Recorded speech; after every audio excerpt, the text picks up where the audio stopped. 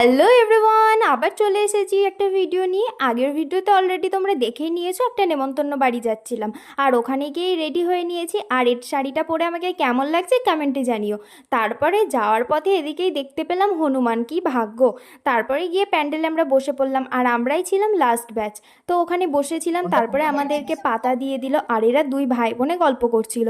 আরও পাতের জল দিয়ে দিল, তারপরেই ফার্স্টে দিয়ে দিল রাধা বল্লভী আর ছোলার ডাল। রাধা বল্লভীটা আমার কিন্তু অনেকটা লুচি লুচিই মনে হলো, ভেতরে কোনো পুর ছিল না। তারপরে এদিকে খাওয়া শুরু করলাম, তারপরে দিয়ে দিল গরম গরম ধোয়া ওঠা ভাত আর ডাল, একদম অমৃত। তারপরে দিয়েছিল শুক্তো, পনির, এইগুলোই ছিল। এটা ছিল নিরামিষ, যেহেতু মৃতবাড়ির ভোজ। তারপরে এদিকে সব একে একে খাবারগুলো দিয়ে দিল আর আমি খেতে লাগলাম। আর শেষে ছিল দই, মিষ্টি, পাঁপড়, চাটনি। তারপরে খাওয়া দাওয়া হয়ে গেল। আজকের ভিডিওটা তোমাদের কেমন লাগলো কমেন্টে জানিও। দেখা হচ্ছে তোমাদের সাথে নেক্সট একটা ভিডিওতে। বাই।